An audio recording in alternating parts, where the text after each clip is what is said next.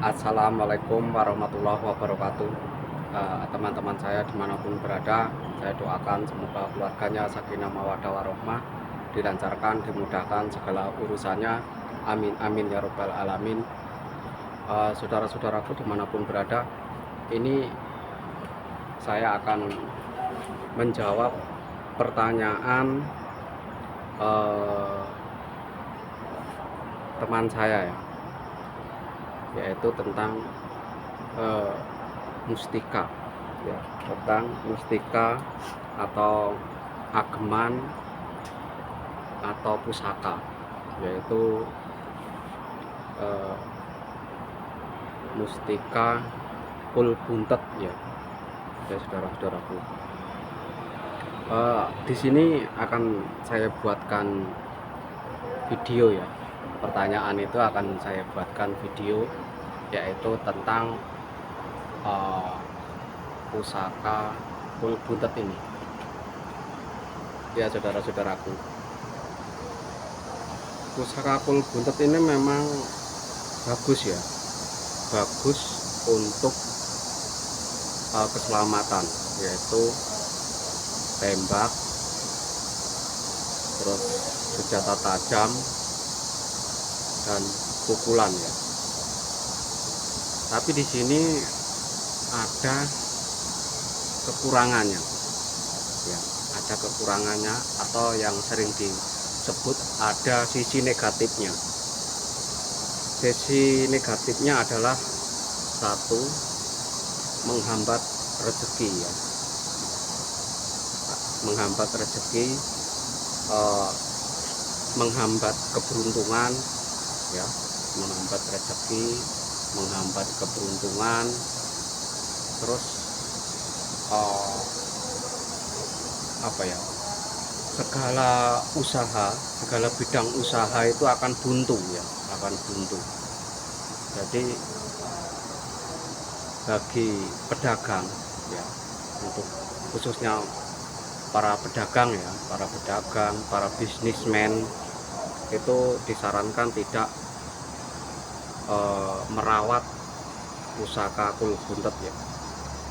Tapi kalau untuk para jawara ya, jawara, para pendekar, terus pokoknya yang orang-orang yang bergelut di jalan ya, preman seperti itu, pokoknya orang-orang yang di bidang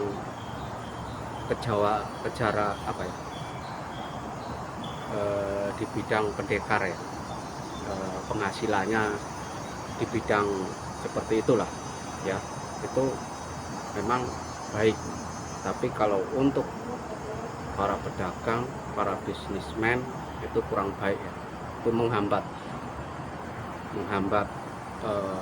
keberuntungan, menghambat segala bentuk apa ya, usaha ya. Karena kalau zaman dulu ya baik, ini memang untuk keselamatan, apalagi zaman-zaman penjajahan ya, zaman-zaman penjajahan dulu. Karena ketika zaman penjajahan kan kita itu banyak pembunuhan ya, banyak pembunuhan. Apalagi kalau menurut cerita-cerita mbah saya dulu kan, bude saya yang pernah ikut pemberantasan PKI juga ya kan, bude saya pernah ikut.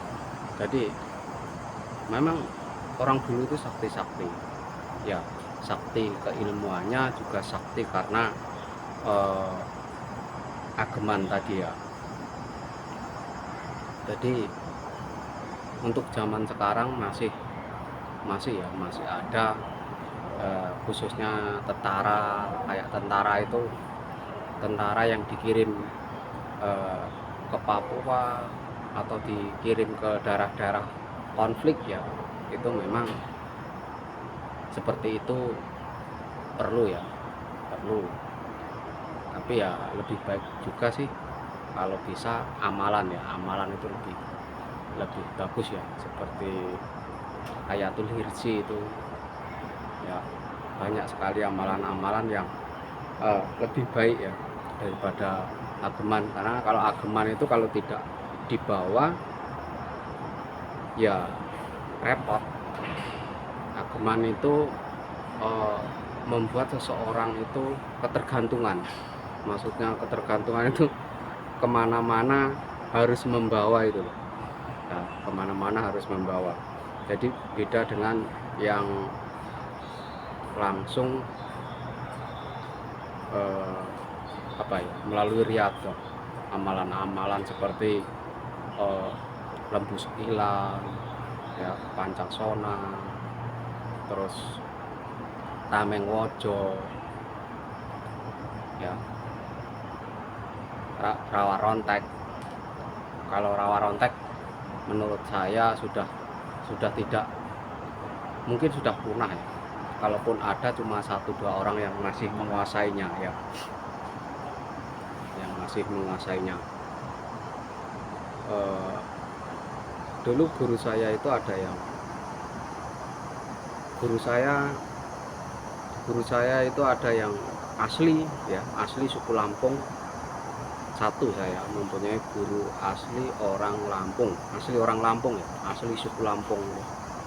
Oh, dia itu mempunyai ilmu pancasona ya. Itu ini cerita ya. Itu apa? Lalat itu sudah mati ya. Lalat itu sudah mati, terus patah ininya, patah apa? Sayapnya sudah patah ya. Itu dimasukkan terus dibakar ya. Terus setelah itu entah dimantrai ya, dimantrai. Itu hidup lagi. Itu hidup lagi ya. Itu di rumah saya dulu. Hidup lagi. Itu keajaiban menurut saya. Terus itu sampai 3 harian ya lalat itu terus di rumah itu, di ruang tamu itu nggak kemana-mana gitu ya. Itu memang keajaiban ya. Kalau menurut saya sih amalan-amalan itu sangat penting bagi TNI dan Polri ya, apalagi yang ditugaskan di daerah-daerah yang rawan seperti Papua gitu ya, di daerah Papua, di daerah Aceh gitu kan. Ya kalau Aceh sekarang sudah damai ya, tapi ya sedamai-damai pun partai-partai yang agaknya bukan nasional masih banyak di sana ya. Jadi menurut saya, apakah amalan itu lebih baik? Ya, amalan itu lebih baik daripada ageman ya. Karena kalau ageman itu kan harus dibawa kemana-mana. Terus full buntet itu ya, full buntet itu juga efeknya kan di ekonomi ya, ekonominya kurang bagus lah kalau untuk para pedagang, para bisnismen ya. Cuma baiknya untuk para jawara dan para tentara. Cukup sekian dan terima kasih, itu jawaban saya ucapkan. Assalamualaikum warahmatullahi wabarakatuh.